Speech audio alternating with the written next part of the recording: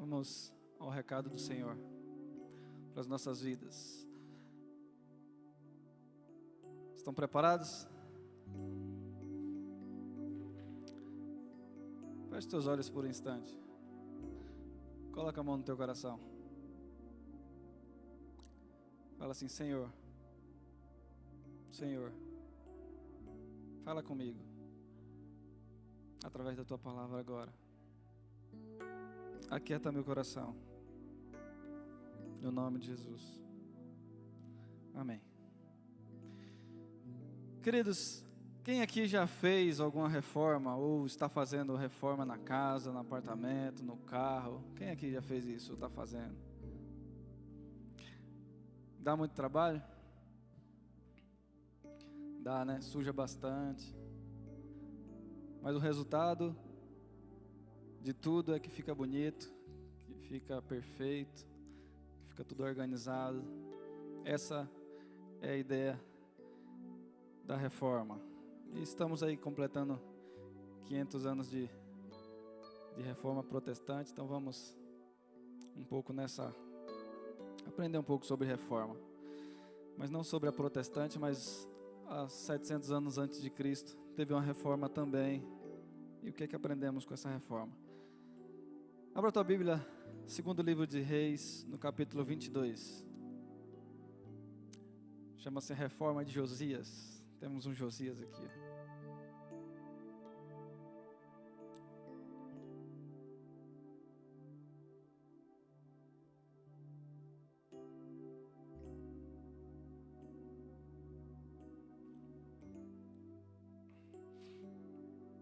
Josias tinha 8 anos de idade quando começou a reinar. E reinou 31 anos em Jerusalém. O nome de sua mãe era Jedida, filha de Adaías. Ela era de Boscate. Ele fez o que o Senhor aprova e andou nos caminhos de Davi, seu predecessor, sem desviar-se nem para a direita nem para a esquerda. No 18º ano de seu reinado, o rei Josias enviou o secretário Safã, filho de Azalias e neto de Mesulão, ao templo do Senhor, dizendo: vá ao sumo sacerdote Ilquias e mande-o ajuntar a prata que foi trazida ao templo do Senhor, que os guardas das portas recolheram do povo.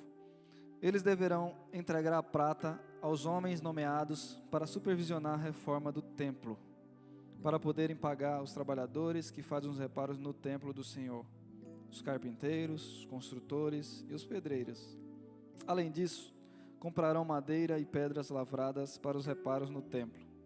Mas eles não precisarão prestar contas da prata que lhes foi confiada, pois estão agindo com honestidade. Então o sumo sacerdote Ilquias disse ao secretário Safã: encontrei o livro da lei no templo do Senhor. Ele o entregou a Safã, que o leu. O secretário Safã voltou ao rei e lhe informou: teus servos entregaram a prata que havia no templo do Senhor e a confiaram aos trabalhadores e aos supervisores no templo. E o secretário Safã acrescentou: o sacerdote Ilquias entregou-me um livro. E Safã o leu para o rei.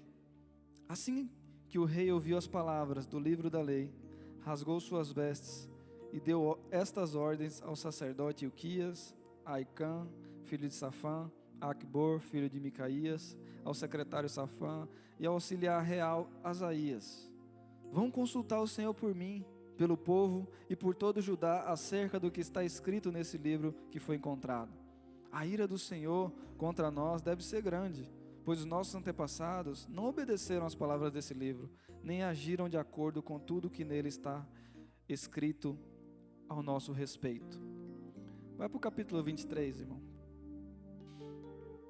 Depois disso, o rei convocou todas as autoridades de Judá e de Jerusalém. Em seguida, o rei subiu ao templo do Senhor, acompanhado por todos os homens de Judá, todo o povo de Jerusalém, os sacerdotes e os profetas, todo o povo, dos mais simples aos mais importantes. Para todos, o rei leu em alta voz todas as palavras do livro da aliança que havia sido encontrado no templo do Senhor. O rei colocou-se junto à coluna real e, na presença do Senhor, fez uma aliança, comprometendo-se a seguir o Senhor e a obedecer de todo o coração e de toda a alma os seus mandamentos, aos seus preceitos e aos seus decretos, confirmando assim as palavras da aliança escritas naquele livro. Então todo o povo se comprometeu com a aliança. Até aí. Queridos, essa foi que depois denominaram a reforma de Josias. Mas o que é reforma? No contexto comum, né? Reforma é a ação e o efeito de reformar ou de se reformar. Pode ser também refazer, modificar algo e emendar. A reforma costuma ser, irmãos, uma iniciativa ou um projeto que procura implantar uma inovação ou conseguir uma melhoria em algum sistema ou em alguma estrutura. Ou seja, essa reforma pode concretizar-se sobre algo físico e concreto, no caso, uma casa, um apartamento, um carro. Hoje o pessoal está reformando até gente, né? Vamos reformar corpinho e tal. Mas também pode ser sobre uma questão simbólica e abstrata. Uma lei, um sistema, um modo de organização, etc. Mas se tratando no âmbito aqui de religião, irmãos, as reformas foram movimentos que estabeleceram mudanças em dogmas e em princípios. Ou seja, as reformas, elas restauraram antigas doutrinas ou verdades bíblicas que foram esquecidas ou substituídas por tradições humanas. Então, vemos aí no século XVI a mais importante reforma do cristianismo, onde no período da Idade Média, os valores do cristianismo tinham sido praticamente extintos. E aí Deus levanta um homem chamado Lutero na Alemanha e crava as 95 teses na porta da igreja do castelo. E o povo ele retorna à essência bíblica a partir daí. E por isso vamos comemorar no dia 31 de outubro agora 500 anos de reforma protestante. E você que não conhece a história da reforma, procure estudar, é muito interessante. Nós precisamos entender um pouco do que aconteceu no passado, porque é a nossa história.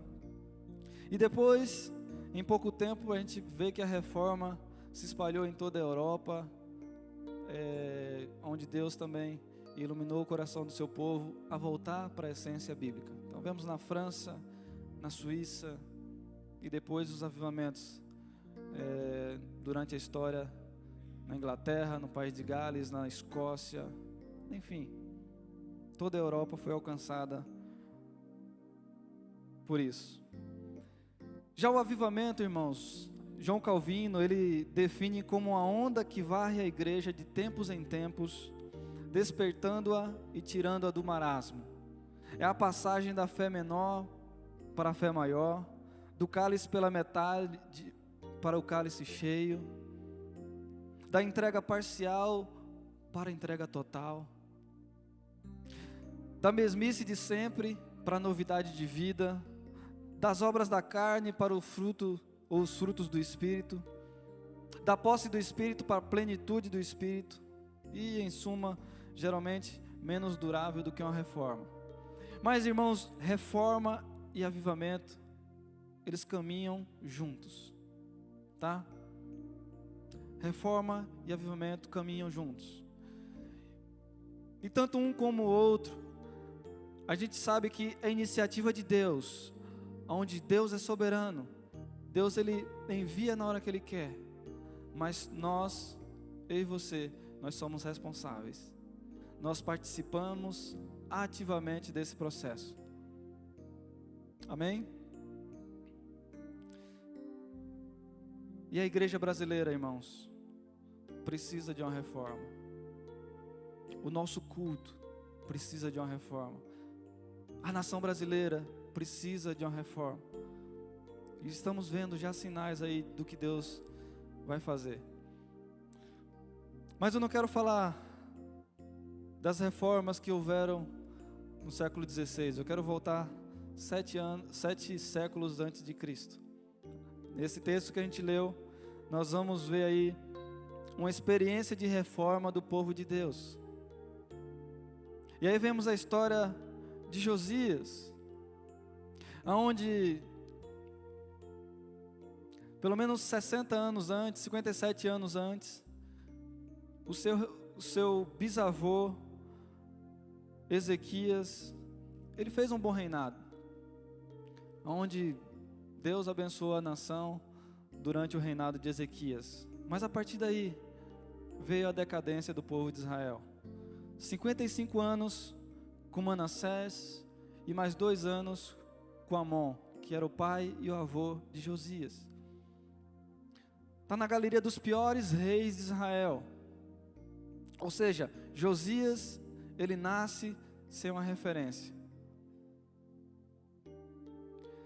Então Josias, ele se torna rei aos 8 anos de idade, porque tinham matado seu pai. Aos 16, mais ou menos 16 anos, ele faz uma reforma no templo, pede para o pessoal fazer uma reforma, e esse é o texto que lemos. E ele pede para o seu secretário ir lá no templo para ver como é que estavam as coisas. Ele fala para o secretário, vai lá, paga os trabalhadores, pessoal, carpinteiros, pedreiros, enfim, e vê lá como é que está a obra. Então, o secretário dele vai lá, fala com o sumo sacerdote Ilquias, que era o pastor da época, e vê como é que estavam as coisas, estava tudo ok. E o sumo sacerdote fala assim, ô secretário, é o seguinte, eu achei um livro da lei perdido no meio da igreja. E o secretário leu e levou para o rei Josias. E quando Josias ouve as palavras daquele livro, quando ele ouve o conteúdo da mensagem, Josias fica preocupado em perceber a distância que ele e o seu povo estavam de Deus. E a partir daqui a gente começa e a gente aprende um pouco com esse rei, alguns elementos ou marcas que uma reforma pode fazer na vida de uma nação. Ou seja, algumas marcas de reforma que nos conduz a um avivamento bíblico, irmãos. Avivamento bíblico, não é um avivamento que a gente está acostumado a ouvir aí. Um avivamento de Deus mesmo. São várias marcas ou elementos notórios nos avivamentos da história. São várias, mas a gente só vai se deter em pelo menos 3 aí para essa noite. Mas tem muitos outros elementos que a gente encontra na própria vida de Josias, que são elementos que a gente encontra no verdadeiro avivamento bíblico. O primeiro deles que a gente vê aqui é que o avivamento ele vem, irmãos, com o redescobrimento da palavra. No versículo 8, o sumo sacerdote achou o livro da lei. Ou seja, ele redescobriu. Irmãos, o povo tinha se afastado tanto de Deus, que a palavra de Deus estava perdida em algum lugar da igreja, em algum lugar do culto, em algum lugar da adoração. Isso muitas vezes acontece hoje conosco, quando a gente vem para a igreja no domingo, mas apenas a palavra fica no templo. Esquecemos e deixando perdida. No meio da semana não colocamos em prática. Há uma necessidade de voltarmos à palavra, irmãos. A palavra de Deus. Porque o avivamento ele vem de uma fé que se fundamenta na palavra de Deus. Precisamos amar a palavra de Deus.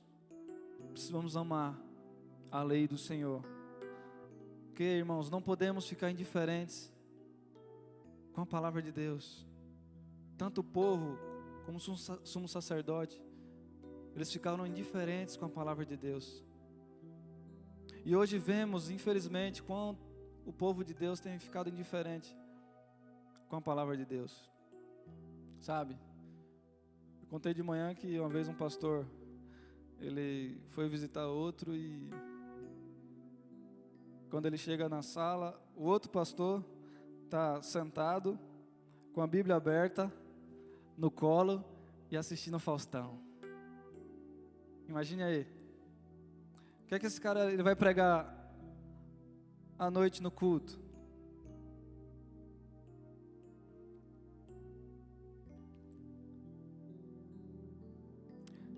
Não podemos ficar indiferentes com a palavra de Deus, irmãos. Foi com a palavra de Deus que começou a reforma em Josias. Foi também com a palavra que começou a reforma em Lutero. Porque se não for com a Escritura, irmãos, não há reforma e muito menos avivamento. Sabe, precisamos amar essa palavra. Não o livro em si, mas o conteúdo virá verdade nos nossos corações. William Carey, ele foi um dos maiores missionários que a Índia teve já. Ele é considerado o pai das missões modernas. E se você vê o currículo do cara, o tanto que o cara trabalhou na obra do Senhor, fundou mais de 100 escolas, traduziu a Bíblia para mais de 20 ou 40, não lembro, línguas nativas na Índia. Enfim, fora as outras línguas que ele traduziu a palavra de Deus. Mas no final da história dele, quando a gente lê o seu diário, ele se arrependendo assim grandemente e falando para o Senhor: como eu negligenciei a obra do Senhor. Aí você fala: nossa, como é que um cara desse trabalhou tanto para Deus, né? Como é que pode falar isso, que negligenciou a obra do Senhor? Porque quando ele comparava o que ele tinha feito toda a vida dele com o amor que o salmista tinha com a palavra de Deus, ele ficava assim: como eu estava distante. Porque o salmista, ele amava a lei do Senhor de dia e de noite. Ele meditava na palavra de Deus de dia e de noite. E isso era prazer.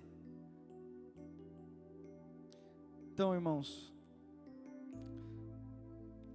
o avivamento ele vem com o redescobrimento da palavra de Deus. A palavra de Deus ela precisa ser corretamente compreendida. No versículo 13, o rei Josias não foi autossuficiente. Ele pede ajuda à profetisa Uda. O que é que a gente aprende com isso? Se eu não entendo, procuro quem entenda. Não é assim? Se eu não entendo o que eu estou lendo, se eu não entendo, não compreendo, eu vou pedir para alguém que me ajude. Devemos estar preparados, irmãos, para ensinar corretamente as Escrituras. Assim como foi Ananias e Paulo, assim como foi Pedro, fez com Cornélio, assim como Priscila e Áquila fizeram com Apolo, precisamos ensinar corretamente as Escrituras, para que as outras pessoas precisam compreender de forma correta a palavra de Deus, sabe? Temos ferramentas na nossa própria igreja aqui, seminário teológico, escola bíblica, célula, tudo isso, para que a gente possa compreender mais e mais a palavra do Senhor. Temos acesso aos líderes, pastores, presbíteros. Ou me ajuda aí a compreender isso que eu não estou entendendo. Porque, irmão, se não compreendermos assim claramente, corretamente a palavra de Deus, as futuras gerações elas terão sérias dificuldades em permanecerem fiéis à própria palavra. Então eu sempre digo que eu tenho muita preocupação com a próxima geração. E nós somos responsáveis por essa e pela próxima geração. Então precisamos compreender corretamente a palavra de Deus. A interpretação da Bíblia é necessária. Amém? Oséias capítulo 4, versículo 6 diz que o meu povo foi destruído por falta de conhecimento. Precisamos conhecer a palavra e esse Deus que nós servimos. Outra coisa é que a palavra precisa ser urgentemente proclamada. Versículo 16 e 17, a profetisa Uda vai falar para o rei uma palavra forte, uma palavra dura, uma palavra que não era agradável, mas que era verdadeira, irmãos. Ou seja, no meio de uma geração corrompida que nós vivemos, nós precisamos proclamar a verdadeira palavra com fidelidade. No meio de uma geração corrompida, sempre há profetas verdadeiros. Deus preservou em todas as gerações, uma geração corrompida, homens e mulheres que continuavam fiéis à sua palavra. E que seja assim nas nossas vidas hoje também, nos nossos trabalhos, muita gente corrompida, nossa escola, por onde passamos, infelizmente, vemos o mundo do jeito que está, mas nós precisamos proclamar a verdade bíblica.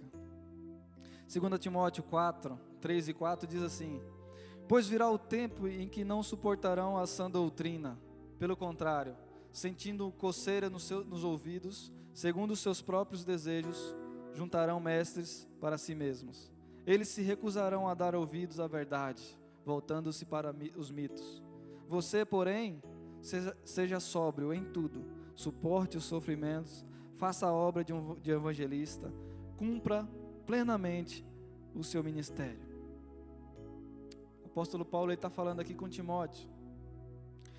O apóstolo Paulo já era de idade, mais ou menos 70 anos aqui, e Timóteo tinha mais ou menos 30 anos, estava começando o ministério, e Paulo já tinha ouvido e visto tantas coisas, e ele fala para Timóteo: meu filho, porém, você permaneça fiel, cumpra plenamente o seu serviço, proclame com fidelidade o evangelho que você aprendeu. Irmãos, quando a gente prega a palavra, tanto a gente denuncia o pecado, quanto a gente anuncia a graça salvadora de Jesus. Essa é a espada de dois gumes. Antes de trazer salvação, a palavra de Deus ela fala em condenação. Antes de trazer vida, ela fala antes em morte. Então, antes da palavra ser curativa, ela é preventiva. E ela fala: porém, alerte, denuncie o pecado e anuncie esse Jesus que você está servindo.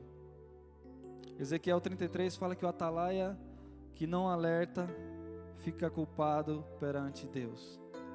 Então, irmãos, precisamos falar de Jesus, do amor de Jesus, por onde a gente passar, sabe? Não podemos ficar preocupados com se as pessoas vão ficar ofendidas ou não com a verdade de Deus. Elas passam a vida toda ofendendo a Deus. Assim como Paulo, nós devemos anunciar todo o desígnio de Deus, porque é o verdadeiro conteúdo da fé cristã. Amém? A segunda coisa é que a reforma ela visa buscar a Deus em primeiro lugar. Então a primeira, redescobrimento da palavra, amor à palavra. Depois, busque a Deus em primeiro lugar.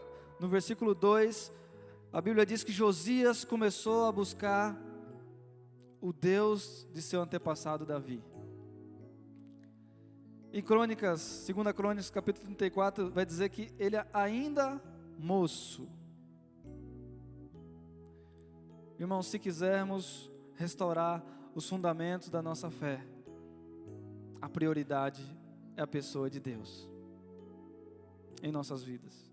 A prioridade é Deus. Josias era rei e tinha muitas obrigações. Imagine aí, um palácio, uma nação. Ele tinha muitas obrigações, mas ele resolveu mudar a sua agenda. Fala para a pessoa que está do teu lado: você pode mudar a sua agenda? Acho que ela não ouviu, fala de novo. Irmãos, quando nos propomos a buscar a pessoa de Deus, quando buscamos voltar a buscar a face do Senhor, as outras tarefas, as outras atividades, elas se tornam secundárias. E essa é a grande necessidade hoje, é a prioridade em Deus. Nossa agenda está cheia. Precisamos mudar a nossa agenda. Lucas capítulo 10, versículo 38. Caminhando Jesus e seus discípulos chegaram a um povoado onde certa mulher chamada Marta o recebeu em sua casa. Maria, sua irmã, ficou sentada aos pés do Senhor, ouvindo-lhe a palavra. Marta, porém, estava ocupada com muito serviço. E aproximando-se dele, perguntou: Senhor, não te importas que minha irmã tenha me deixado sozinha com o serviço? Dize-lhe que me ajude. Respondeu o Senhor: Marta, Marta, você está preocupada e inquieta com muitas coisas. Todavia, apenas uma é necessária. Marta escolheu a boa parte, e essa não lhe será tirada. Todos nós conhecemos essa história, não é verdade? E não fazemos nada para mudar ela. Continuamos repetindo os mesmos erros. Vai só comigo. Nossa agenda continua cheia, irmãos. Deixamos que as coisas urgentes tomem o lugar das importantes. As coisas urgentes têm tomado o lugar das coisas importantes. E a desculpa que damos é porque somos assim mesmos. É meu jeito de ser. Porque eu sou ativo mesmo, eu estou ligado no 220, eu não paro, eu acordo de manhã e vou até a noite. Queridos, buscar a Deus em primeiro lugar não é questão de temperamento, mas sim de comportamento. Então precisamos, assim, entender isso. Muitas vezes estamos errados, achando que estamos certos, e queremos convencer a Deus de que estamos certos. Achamos que estamos certos, mas estamos errados e queremos convencer a Deus, queremos convencer o outro de que estamos certos. Foi assim a atitude dessa mulher. Marta, você está preocupada com muitas coisas, inquieta com muitas coisas. Mas na cabeça dela, ela pediu para Jesus: Jesus, pede para essa mulher se tocar aí, ó, acordar. Eu estou aqui trabalhando e ela sentada aí. Ela queria ainda que Jesus falasse: é verdade, minha filha, você está certa, né? E ainda justificasse a correria dela. Justifica a minha correria aí, Jesus. Fala com essa mulher aí, não está fazendo nada. A gente faz isso com Deus, não é verdade, irmãos? Ou com as outras pessoas, a gente justifica o nosso ativismo. E Jesus, ele traz uma frase forte: apenas uma é necessária. Repete comigo essa frase: nem tudo que achamos ser necessário, na verdade não é. Muitas vezes, irmãos, achamos que o mundo vai acabar na terça-feira e amanhã é segunda. Eu já estou com a cabeça amanhã na segunda. Estou aqui no culto, mas o que é que eu vou fazer amanhã? Eu começo a criar necessidades. Não, porque já está acabando o culto, tá bom? E eu preciso já me ligar no que eu vou fazer amanhã. Porque o mundo vai acabar na terça, irmãos. E eu tenho que fazer amanhã. Não posso deixar para depois de amanhã. Porque afinal o mundo vai acabar. E que criamos necessidades. E qual é o resultado disso? Falta de paz. Falta de poder espiritual. Aumenta o nosso estresse. Nossa correria. Nos deixa estressados. Ou é só comigo, Josias? Se você tiver que escolher uma única atividade num dia, irmãos, escolha ficar com a presença de Deus. Eu não estou falando aqui eu não estou dizendo aqui que você deve parar de trabalhar, ou você deve parar de estudar, ou de fazer outra coisa, para ficar igual um monge, no seu cantinho com Deus, não. Mas enxuga a sua agenda. Verifica aí, o que é que você pode tirar dela. Porque a maioria dos seus compromissos não são tão importantes assim. Muitas coisas, irmãos, podem esperar. Precisamos reaprender a desfrutar da presença de Jesus. Então precisamos reformar a nossa busca pela presença de Deus. Concorda comigo? E não é fazer um Deus utilitário, onde a gente usa e joga fora. Não é fazer aquela oraçãozinha de manhã. Senhor, abençoa meu dia, já estou saindo, estou arrumando o terno, estou dirigindo o carro. Não é fazer aquela oração de abençoa meu almoço. Não é fazer aquela oração de vai dormir, Senhor, muito obrigado por esse dia, eu estou debaixo da coberta, tchau. Mas é desfrutar da presença de Deus, irmãos. Buscar a Deus é contemplar a sua face, contemplar a sua santidade, com louvor e adoração, com ações de graças.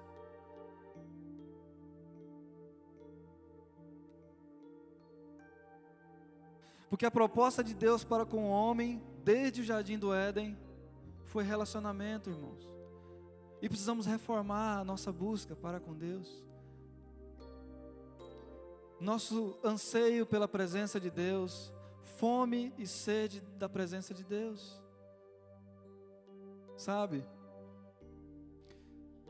Eu estou falando isso aqui, não estou apontando nada para vocês não, porque a palavra primeiro veio para mim. Quando a gente faz uma parada e começa a refletir a nossa vida, nós precisamos fazer uma reforma. Primeiro, com a palavra de Deus. Sentar e meditar na palavra de Deus. Não ver aquele versículozinho que mandaram para você no WhatsApp. Não, já li a palavra de Deus hoje, olha, que benção, já estou cheio. Não, é parar para meditar, irmãos, nas Escrituras Sagradas. Eu era muito mais apaixonado pela palavra de Deus. Já li a Bíblia primeira vez em 1 mês e 17 dias. E hoje para mim é uma dificuldade ler em 1 ano. E eu preciso parar, vamos voltar à essência. Hélio, vamos voltar à essência. Já cheguei a orar 8 horas por dia, irmãos, e era demais. E a gente começa a esfriar, e quando vê, a gente está distante da presença de Deus. E precisamos parar e refletir, precisamos voltar nessa intimidade gostosa com Deus, sabe? Esse relacionamento com Deus. Porque relacionamento com Deus antecede o serviço. Deus não te chamou para trabalhar para Ele simplesmente. É necessário servir. A igreja tem diversos ministérios. A igreja é dinâmica, às vezes tem 3, 4 eventos num momento só. Mas a proposta de Deus sempre foi relacionamento. Desde o jardim do Éden lá atrás. Adão, antes de você dar nome para bicho, Eu quero conversar com você. Adão, antes de você cultivar e cuidar da terra, eu quero trocar ideia com você.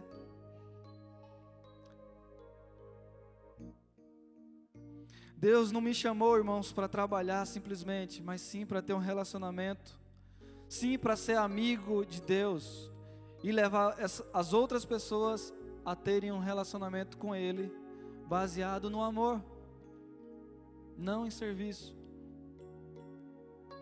Vemos a história do irmão mais velho, do filho pródigo. Sabe aquele que ficou em casa?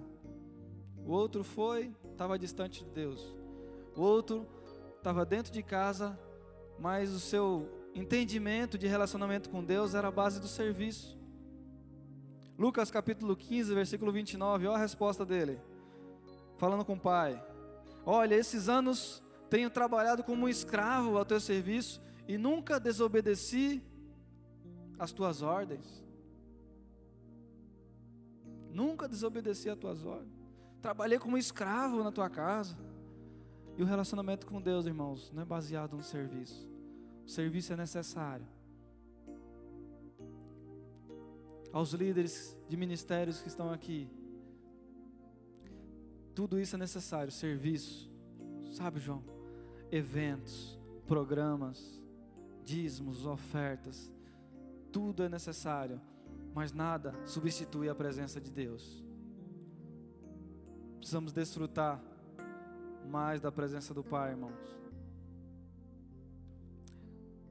Smith Wigglesworth diz o seguinte: é necessário que estejamos dispostos a pagar qualquer preço, não importa o quanto custa. Qualquer preço vale seu sorriso e a sua presença. Qualquer preço, qualquer esforço que você fizer para ter o sorriso e a presença do Senhor é válido, irmãos. Eu acordo 5 horas da manhã. Se você acordar 5 para 5 e fazer uma oração diante do Senhor, qualquer sacrifício para ter o sorriso do Senhor e a presença do Senhor é válido, irmãos. Amém? Então precisamos reformar a nossa ideia de buscar a Deus. Deus precisou apenas de um homem, ou de meia dúzia de homens, para transformar nações, irmãos. Vemos John Wesley, com um grupo de alunos lá na Universidade de Oxford, nos intervalos das aulas, se reuniu um grupinho para orar, e eles foram chamados de Clube Santos. Aquele era o pessoal do Clube Santo, mas um pessoal que resolveu buscar a face de Deus. E se você olhar para a história de todos aqueles que era daquele grupinho, todos foram abençoados por Deus e foram usados para abençoar muitas outras pessoas. E temos a história da igreja aí no século XVIII, século XIX, homens e mulheres que buscaram a Deus e que impactaram nações. Vemos no próprio Moisés. Fico imaginando Moisés, Wilson. Deus perguntando para ele: o que é que você precisa, Moisés? Você fala não sei quantos idiomas, você tem condições, é rico. O que é que você precisa mais? Já viu um dos maiores milagres do Novo Testamento, do Velho Testamento? A abertura do mar, pragas no Egito, a água da rocha. O que é que você precisa mais, Moisés?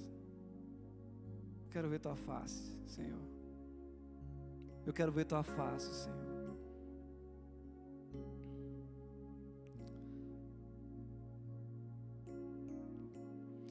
Terceira e última coisa aqui, irmãos. Avivamento vem com quebrantamento e arrependimento de pecado. Versículo 19 do texto de 2 Reis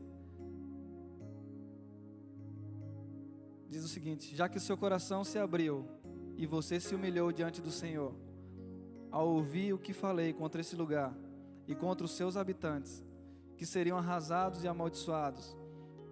E porque você rasgou as vestes e chorou na minha presença, eu ouvi, declara o Senhor.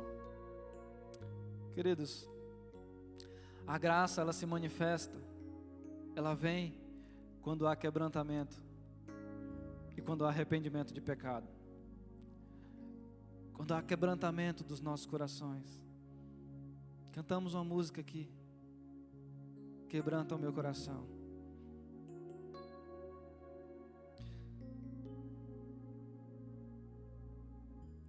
Josias, a Bíblia diz que Josias alcançou graça diante de Deus, porque o coração dele se abriu, ele se humilhou, rasgou as suas vestes e chorou na presença do Senhor. Deus fala: eu ouvi, rei, o teu choro, eu ouvi o teu clamor. Irmão, irmã, qual foi a última vez que você chorou na presença do Senhor? Talvez você já até reconheceu seus pecados, pediu perdão para Deus. Mas qual foi a última vez que você se quebrantou de fato na presença de Deus, chorou na presença de Deus, se humilhou na presença de Deus?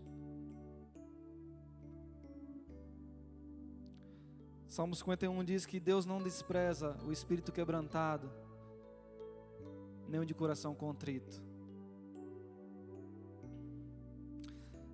Atos capítulo 2, versículo 37, diz o seguinte: quando ouviram isso, os seus corações ficaram aflitos, e eles perguntaram a Pedro e aos outros apóstolos: irmãos, o que faremos?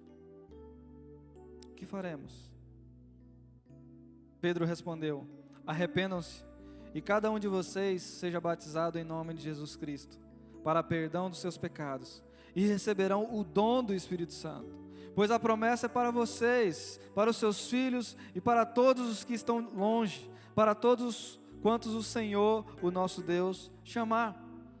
Com muitas outras palavras, Pedro os advertia e insistia com eles: salvem-se dessa geração corrompida. Os que aceitaram a mensagem foram batizados, e naquele dia houve um acréscimo de cerca de 3.000 pessoas. Essa foi a palavra de Pedro, irmãos, para aquelas pessoas. E a palavra de Pedro ali não era uma palavra de colocando medo, não, pavor de Deus, não, de um Deus que está virado, que ia mandar fogo do céu, não. Ela é uma palavra para o povo e para nós hoje também serve. Vocês têm desonrado a Deus, vocês têm desrespeitado a Deus, vocês precisam se arrepender. Gente, a promessa é para vocês e para todos aqueles que aceitarem a mensagem. A promessa não é para o outro, não, é para você, porque Deus te chamou. E se a promessa é para nós, irmãos, a nossa parte também, de arrependimento também, é dessa forma, é somente assim, com quebrantamento e com arrependimento, que haverá as outras marcas da reforma, virão as outras.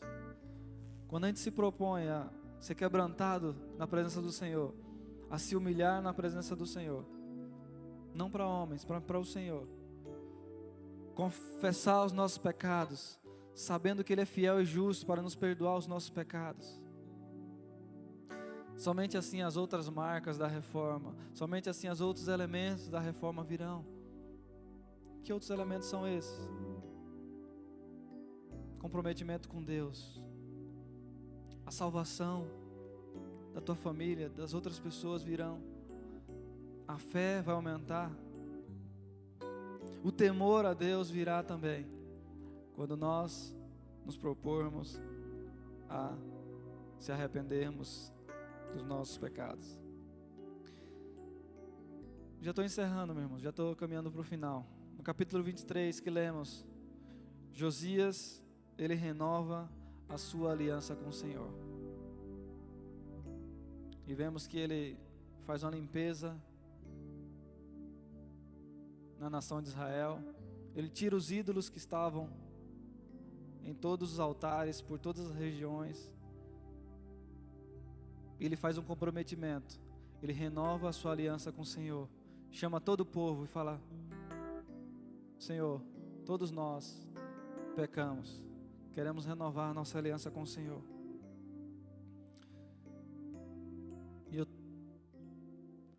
É tempo, irmãos, de trazer vinho novo em odres novos. É tempo. Nós precisamos de uma reforma, todos nós.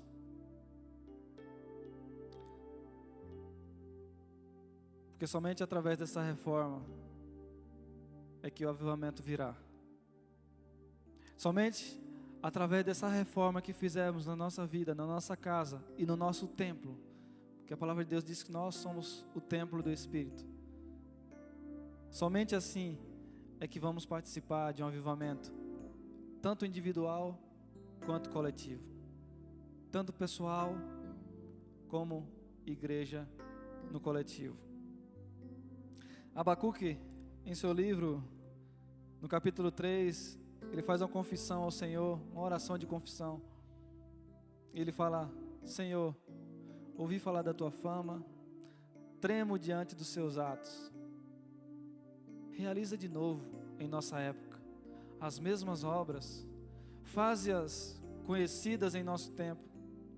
Em tua ira, lembra-te da misericórdia. Outra versão vai dizer: aviva-nos, Senhor. Aviva-nos de novo. O mesmo Deus que estava lá em Josias, que renovou Josias 640 anos antes de Cristo, foi o mesmo Deus que reformou a igreja há 500 anos atrás, que trouxe um avivamento para a igreja, que se comprometeu a renovar a sua aliança.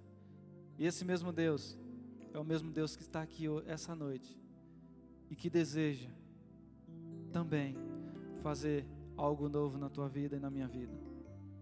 Basta o meu coração e o teu falar: Senhor, aviva de novo, realiza de novo as mesmas obras. Quando eu me converti, quando eu estava no primeiro amor,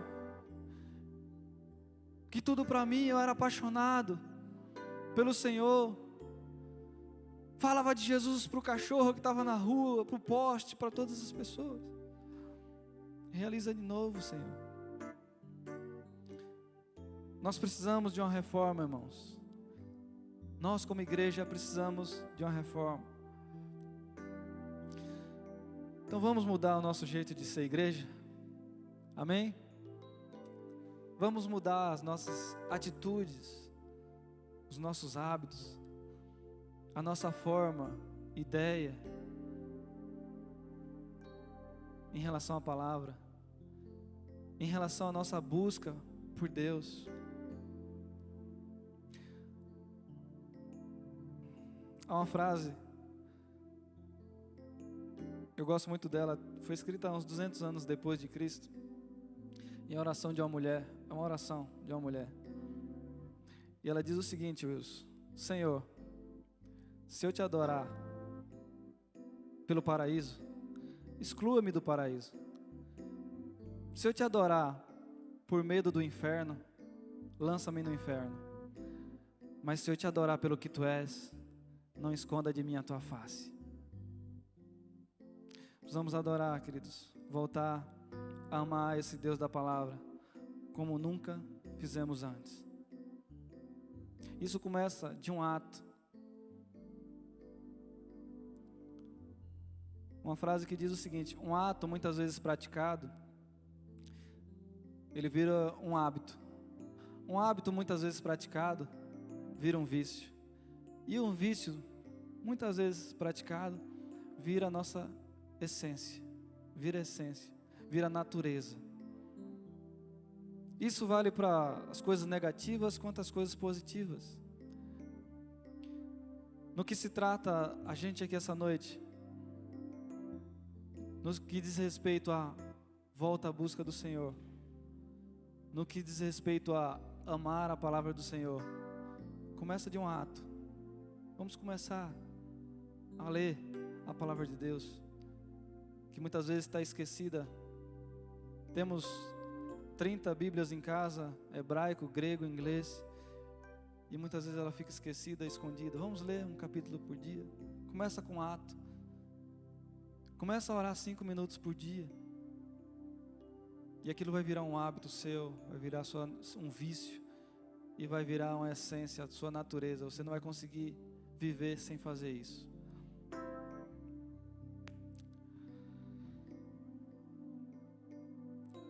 E se eu falhar, pastor?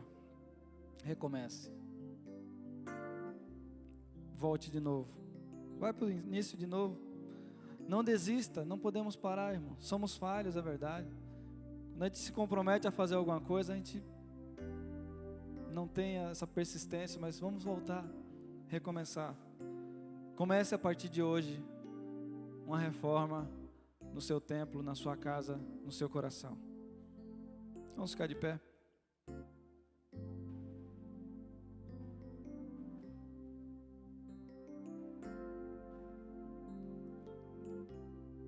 Talvez o seu desejo é um avivamento no seu lar.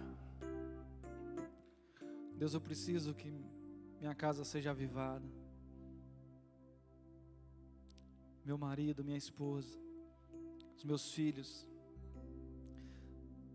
Talvez o avivamento que você precisa na sua vida espiritual, na sua casa aí. Talvez você precise de um avivamento no seu casamento. Feche teus olhos. Começa a partir de hoje a reforma, que Deus é o mais interessado. E Deus, Ele quer fazer uma revolução na sua casa, na sua vida. Ele quer fazer algo novo na Igreja Evangélica de Viliara. E Ele quer fazer também uma revolução na nossa nação, irmãos. Diante de tanta promiscuidade, tanta corrupção, Deus, Ele espera apenas de uma pessoa, apenas de um grupo de pessoas para mudar essa situação. A figura de Jeremias 18 é a figura de um oleiro com o barro na mão, com o vaso na mão, onde ele quebra e faz de novo. Deus, Ele recomeça, faz uma reforma naquele vaso. E Deus, Ele quer fazer uma reforma na minha e na tua vida essa noite. E naquilo que precisa da tua participação. Se comprometa ao Senhor essa noite. Tenha um comprometimento com o Senhor essa noite. Não saia daqui sem essa aliança. Feche teus olhos. E se há alguém que precisa dessa reforma, eu te convido a vir aqui na frente. Nós queremos orar com você, para que essa mudança possa ser feita, para que essa reforma, Senhor, eu quero mudar, eu quero ser um vaso diferente. Sai do teu lugar, vem aqui na frente enquanto o pessoal vai estar cantando uma canção. Eu quero ser Senhor amado, como um vaso nas mãos do oleiro, quebra minha vida e faz-a de novo. Eu quero ser, eu quero ser um vaso novo. O oleiro está aqui, meu irmão. Eu quero ser, é você e Deus. Senhor amado, Eu não preciso te analisar. como um vaso Você sabe a condição que você está. Nas mãos do oleiro. Se coloca diante do Senhor. Quebra minha vida e faz-a de novo. Eu quero ser, eu quero ser um vaso novo.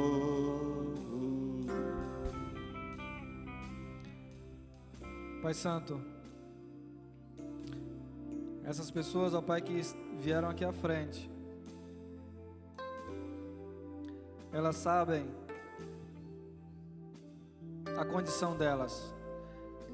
Elas sabem, ó Deus, a forma com que elas se encontram e a forma com que elas entraram nesse lugar.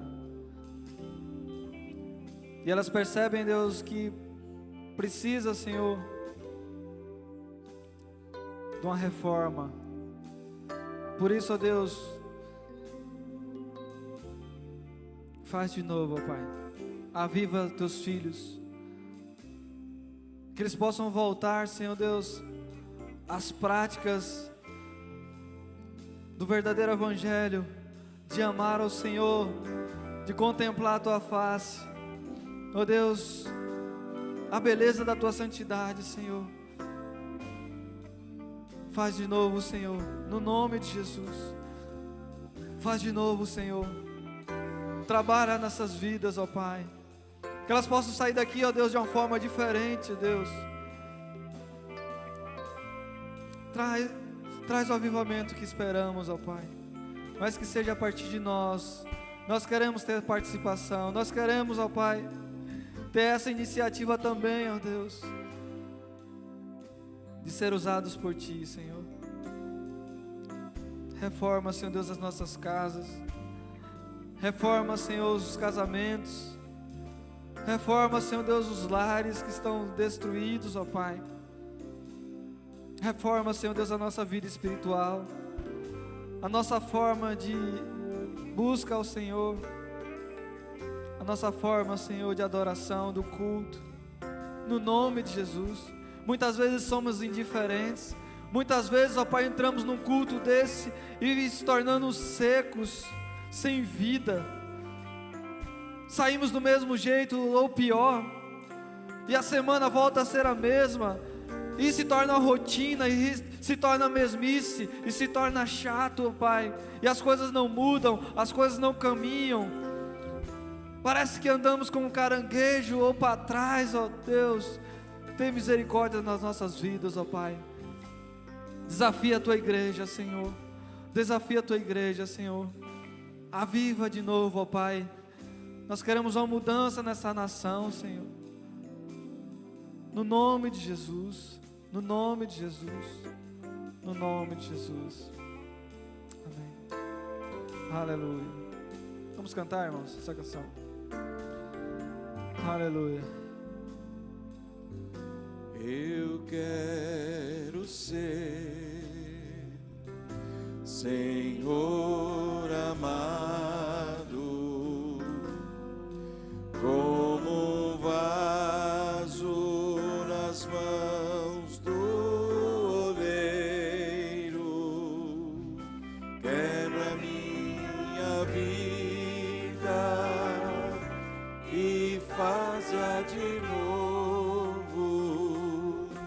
Eu quero ser, eu quero ser um vaso novo. Amém, irmãos? Amém?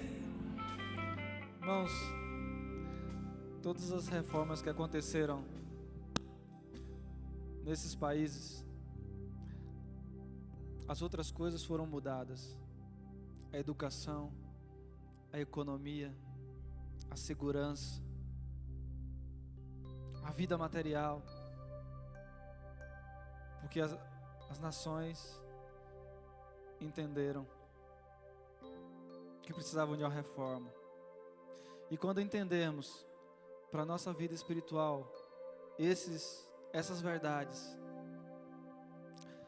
aquilo que a gente precisa ou necessita, Deus vai acrescentando. Portanto, talvez você chegou aqui precisando de uma palavra, de uma forma diferente, da sua necessidade. Aplica essas verdades na tua vida, que as outras coisas serão acrescentadas. O milagre que você espera vai chegar. A bênção que você tão ora, tantos anos que você precisa, tem clamado ao Senhor, essa bênção ela virá. Porque todas as outras coisas Deus tem prazer em abençoar, mas que seja a partir de nós, a iniciativa de nós aplicarmos em nossa vida. Amém? Feche teus olhos uma vez mais. Vamos orar.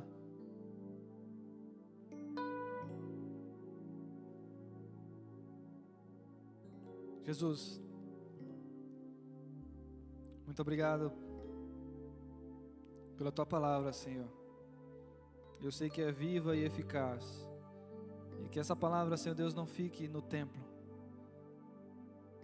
mas que ela possa sair daqui,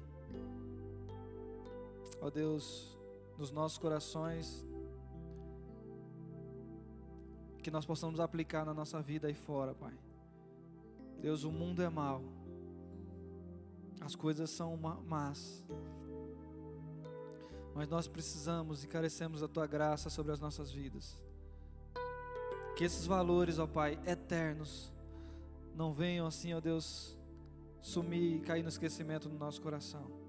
Por isso, que os meus irmãos e as minhas irmãs que aqui estão, possam sair daqui, ó Deus, com os corações avivados, cheios do Espírito Santo, reformando as suas vidas, e esperando o avivamento, esperando um tempo novo, esperando um vinho novo, Senhor, e que a alegria do Senhor possa estar assim contagiando os corações delas, ó Pai. Nós oramos assim no nome de Jesus, e que o amor de Deus Pai, a graça salvadora de nosso Senhor Jesus Cristo, as doces consolações, o poder e o batismo do Espírito Santo seja com a igreja que espera um avivamento hoje para todo e sempre. Amém. Amém. Aplauda ao Senhor. Vai na paz do Senhor Jesus. Deus abençoe. Glória a Deus.